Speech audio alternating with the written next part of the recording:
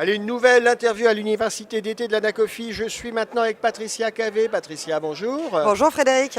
Patricia, vous êtes directrice des ventes France et internationales chez Crédit Mutuel IM. On est là pour faire le point sur votre actualité, en particulier sur les structurés. C'est une activité récente chez vous? Oui, tout à fait, qu'on a lancé l'année dernière en novembre dernier. Donc, nouvelle activité dans l'offre pour le segment conseiller en gestion de patrimoine et assureur vie. Et ça a bien démarré commercialement? Très bien démarré. On est déjà à plus de 100 millions à travers les offres de campagne et les produits dédiés en blanc.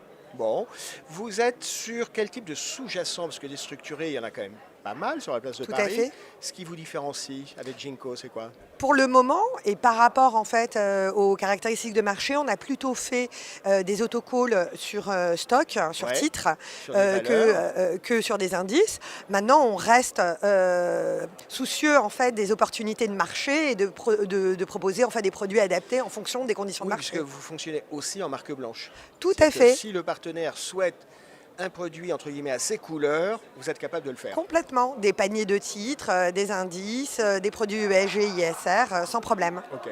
À côté de cette activité structurée, Ginko qui a été lancée l'année dernière, aussi une actualité dans l'immobilier qui est le grand sujet porteur en ce moment.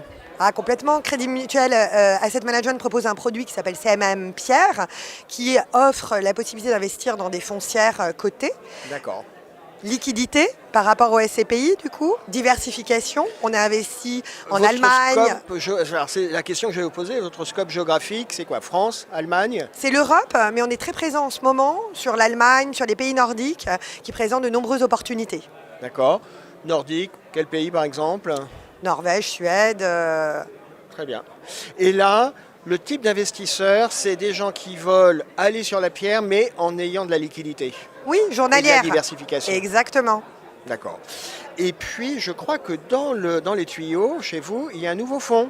On Oui, peut déjà en parler ou pas? c'est notre dernier petit bébé. Bon, on l'a lancé il y a 3 ans, mais on est en train de l'offrir au marché des conseillers en gestion de patrimoine et aux assureurs vie. Donc, c'est le Funds for Good Global Flexible Sustainable. Qui est un fonds... Sustainable, c'est de l'ISR. Voilà, vous faites comme tout le monde, vous sacrifiez à la mode de l'ISR. En un sens, oui, mais attention, on a un volet un peu différenciant, à savoir qu'effectivement, c'est un fonds multi-asset ISR, Ouais. mais en plus de ça, on a un impact, un engagement tangible en local.